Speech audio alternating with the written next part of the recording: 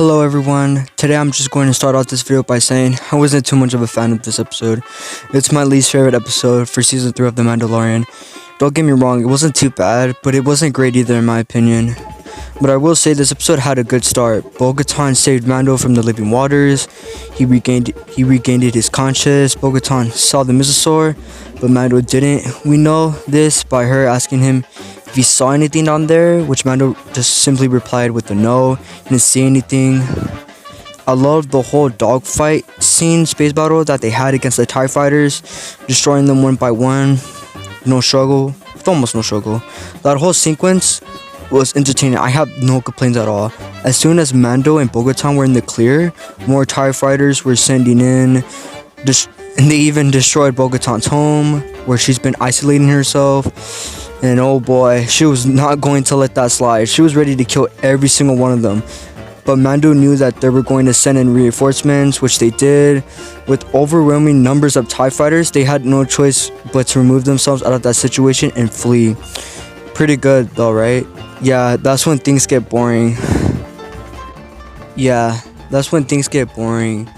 The word boring is a word that I don't normally use, but I can't think of any other words to describe the rest of this episode with Dr. Pershing. Dr. Pershing is not a bad character at all, don't get me wrong. I liked him in season 1 and even in season 2, but I wouldn't want a whole episode dedicated to him.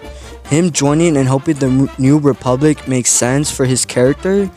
He was never a bad guy or anything. He just worked for the wrong side, which was the Empire.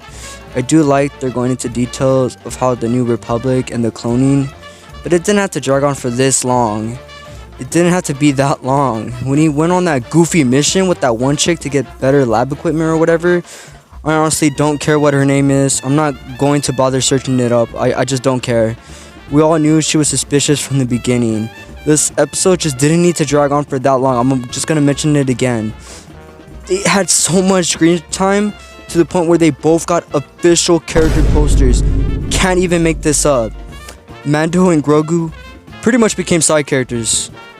Although I do feel bad for him when she turned up the max volume with the mind flare. He definitely got set up exactly as he said.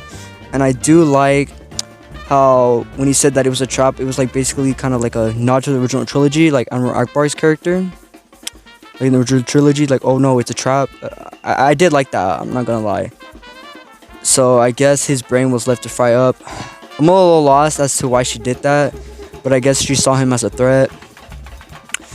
But thank God, the ending gets good, where Mando and Bo-Katan arrive into the Creed of Mandalore. Mando pulled out that proof that he did in fact bathe in the living waters, making him a Mandalorian again.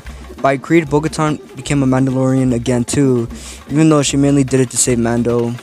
It ends with the both of them being welcomed in, greeted by each Mandalorian, even... oh, I forgot her name, I'm sorry. The Armorer. And then it ends with the shot of the mysosaur symbol hung on the wall. Overall, an episode that had a strong beginning and ending, but the rest of it was boring for me. I'm sorry.